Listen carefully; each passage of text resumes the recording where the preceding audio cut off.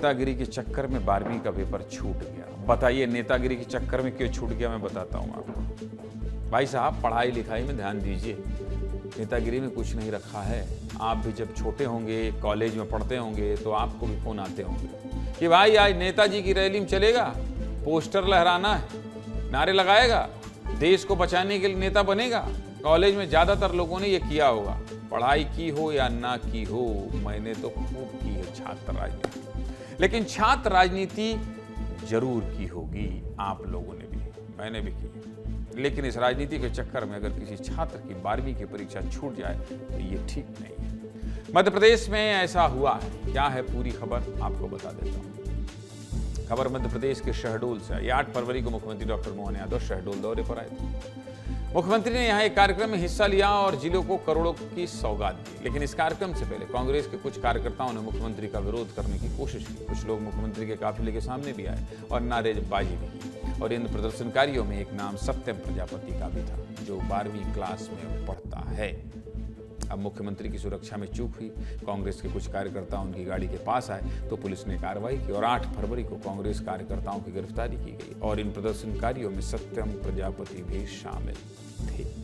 पूरा मामला बुढ़ार तहसील का, इसलिए सत्यम को सबसे पहले तहसीलदार सुमित गुर्जर के सामने पेश किया गया, जिन्होंने इस छात्र को सीधा जेल भेज दिया। और यहां से शुरू हुई प्रशासन की लापरवाही। छात्र की तो गलती है ही, लेकिन प्रशासन ने भी आंखें मूंद कर कार्रवाई की। क्यों?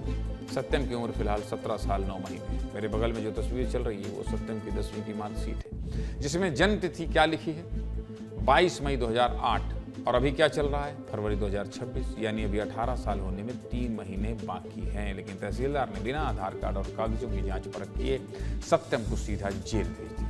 जबकि किशोर न्याय अधिनियम 2015 के तहत 18 साल से कम उम्र के किसी भी व्यक्ति को नाबालिग माना जाता है और उसे सामान्य जेल की बजाय पहले किशोर न्याय बोर्ड के सामने पेश करना होता है। और अगर सजा देनी भी है तो या बाल संप्रेक्षण गृह भेजा जाता है या ऑब्जर्वेशन होम भेजा जाता है। लेकिन तहसीलदार ने ना उम्र देखी और ना नियम, जिसकी वजह से क्या हुआ, इस छात्र का 12वीं का पेपर छूट गया। 10 तारीख का छात्र का पेपर था, लेकिन छात्र पेपर नहीं दे पाया। हमने जब अधिकारियों से इस बारे में बात करने की कोशिश की तो किसी ने भी जवाब देने से मना कर दिया। लेकिन एक प्रेस नोट जरूर जारी किया गया। इस प्रेस नोट में क्या लिखा है ये भी आपको दिखा देते हैं, देखिए। इस प्रेस नोट के मुताबिक प्रशासन का कहना है कि उन्होंने तो परीक्षा से 2 घंटे पहले ही सत्यम को जेल से रिहा कर दिया था और उसे बुढ़ार तहसील से शहडोल तक जाने के लिए 50 रुपए भी दिए थे। लेकिन कोई उनसे पूछे कि जब छात्र नाबालिग है तो आपने जेल किस नियम के आधार पर भेजा? अब आप यहाँ सफाई दे रहे हैं कि 50 रुपए दे दिए, रिहा कर दिया, लेकिन आपकी इन दलीलों से बच्चा पेपर दे पाएगा? सुनिए छात्र और उसके वकील का क्या कहना है। मेरे को जेल से सुबह 6 बजे छोड़े गए हैं। सुबह टाइम में साइन उन करवाए हैं और कहते तुम जाओ, 50 रुपये दिए मेरे को, बोले तुम जाओ अपना पेपर देना। हमें पहचानने से कल इनकार भी कर दिया था। हम जब जेल में बंद रहे हमें पहचानने से इनकार कर दिए रहे हमारे वरिष्ठ नेता जी, कर दिया। कांग्रेस के कार्यकर्ता है कि नहीं है? सबसे पहली कमी है कि थाना प्रभारी को गिरफ्तारी के पूर्व आधार कार्ड देखना चाहिए और आधार कार्ड के आधार पर ही उसके एड्रेस और उसके एज को प्रूव करके गिरफ्तारी करनी चाहिए। एक नाबालिग बच्चे को जेल भेजा गया है, उसमें यहाँ से लेकर के और हाईकोर्ट तक इनके खिलाफ जो है कार्रवाई कराऊंगा, न्यायालय के शरण में जाऊंगा।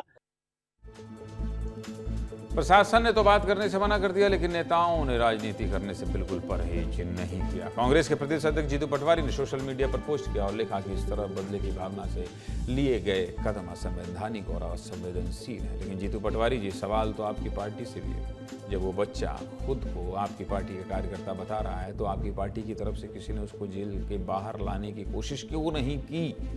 सवाल तो है। खैर, जीतू पटवारी ने पोस्ट किया तो बीजेपी की तरफ से स्कूल शिक्षा मंत्री राव उदय प्रताप सिंह ने सफाई दी। वहीं मंत्री विश्वास सारंग ने कहा कि कांग्रेस छोटे छोटे बच्चों को ढाल बना रही है और उनका भविष्य बर्बाद कर रही है। सुनिए।